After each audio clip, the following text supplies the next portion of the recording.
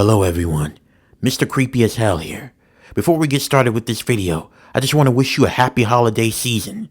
Also, please like and share this video if you enjoy it. And if you love the content that I'm putting out, please subscribe to my YouTube channel. Make sure you cut on all notification bells so you will be notified whenever I release a new video. Because if you don't subscribe to my YouTube channel, Krampus is gonna come for you.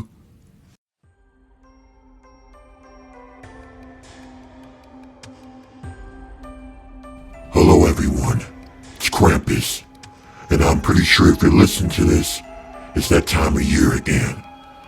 Oh boy, have I got a story to share with you. Most of the times, whenever I have to teach people a lesson who are not very good people, usually I put them to work, or I do other things, make them become my slave. But this is the first time out of 1,000 years had I had to kill someone. And this individual was so horrible to his associates that it was really alarming. This is about a man named John, who's worked at this company called Lightning Mart for 33 years.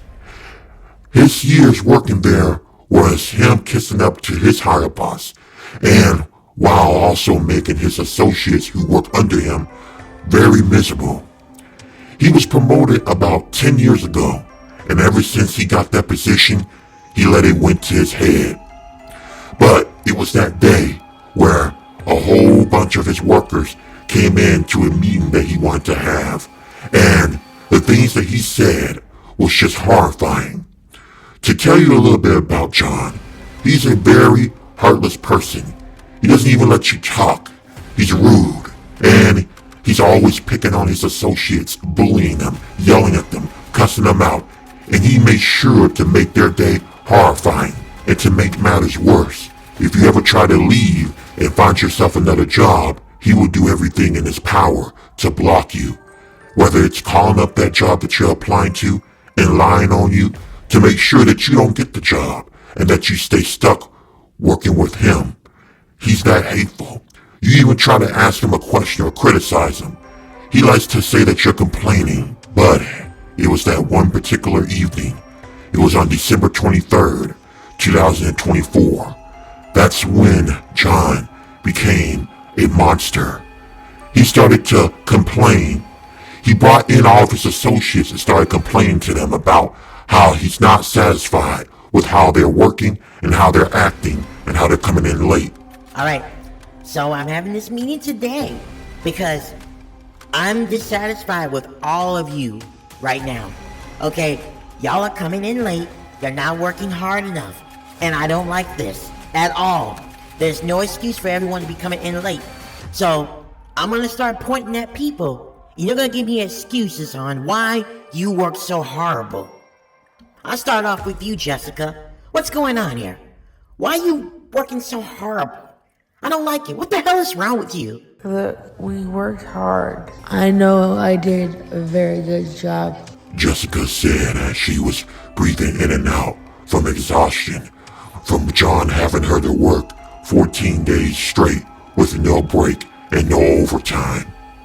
Don't be complaining, Jessica. If you keep on complaining, it's gonna result in you getting a coaching, and I'm gonna write you up. Fed up and tired, Jessica took off her vest and slammed it down to the ground and said, I'm quitting. I'm going somewhere else to where my hard work is appreciated. Okay, bye. Thank you. John said while laughing, shaking his head. And then he turned and looked at everyone else, and then he pointed to Cassie, and he asked her, Okay, Cassie, what's been going on with you? Your productivity has been really low, and I don't like how you're working either. And if you want to end up like your friend Jessica over here, you better start talking to me, because I'm not afraid of letting people go. And also, why have you been coming in very late too, Cassie? I don't like that either. That's really pissing me off. I'm sorry that I'm late, sir. Can you cut me some slack, please? I'm not cutting you slack, ma'am. You know the rules. You know I hate when people are tardy. I didn't want to share this because I just had a miscarriage. Can you cut me some slack, please? Okay, I don't care about you having a miscarriage. That's none of my concern, and that has nothing to do with the job. you're supposed to come in. Not my problem, you don't know how to take care of a kid. That's on you. Maybe it's a good thing the kid is dead. Everyone in the room looked in shock with their eyes wide open, in disbelief of what they just heard. This man really just sat up there and said that to a woman who just lost her kid, a child that she was carrying, that he's glad that that child is gone. Cassie, with tears in her eyes, replied as she threw her vest down to the ground. Wow, you don't really have a heart, do you? You are the worst human being, and you are not a great supervisor at all. Cassie then proceeded to walk out of the office, crying. The rest of the co-workers looked at John, as he showed no remorse of what he said. Damn, everyone's so sensitive.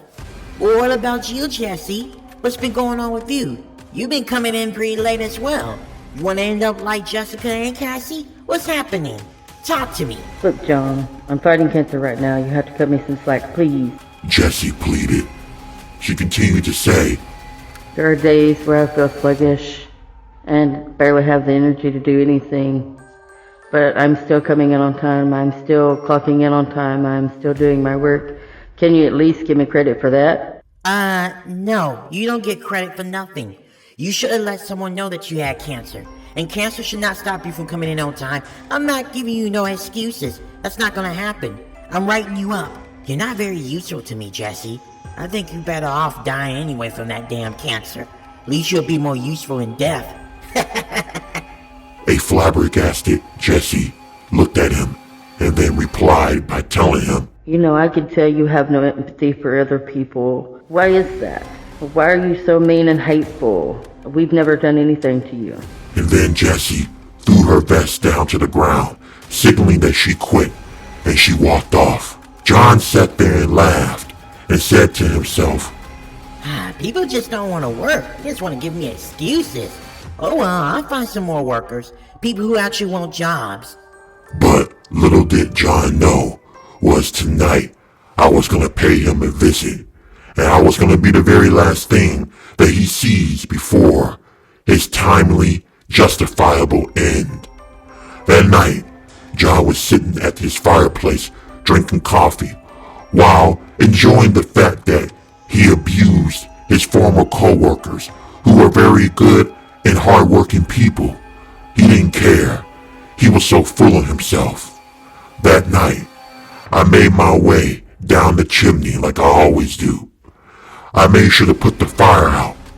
When the fire got put out by me, John began to panic. Then he started to ask, Who's there? No one should be in my chimney at all. There's a fireplace right here. I'm gonna call 911. Come out and show yourself now. I slid down through the chimney, and once I came out, towering over John, his snarky smile got replaced with true terror. I laughed at him as I could see the fear on his face, and I started to talk to him and tell him why I was there.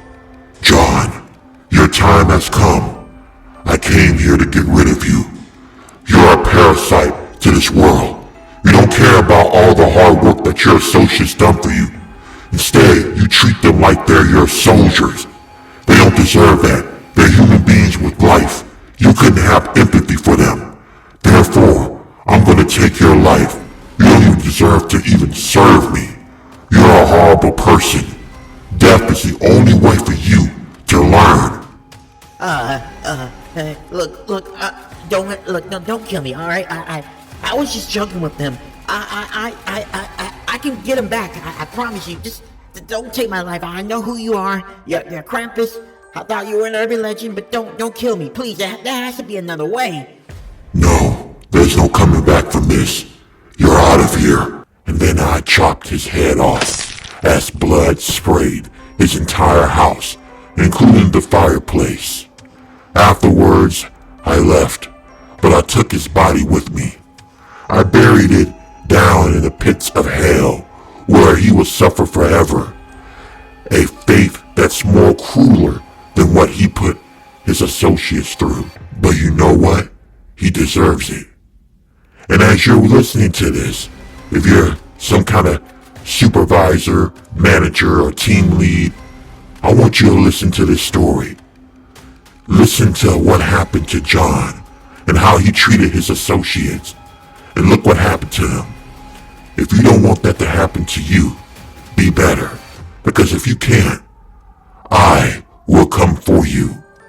And I will make sure that your life is a living hell. Merry Christmas. And I really hope it's a good one.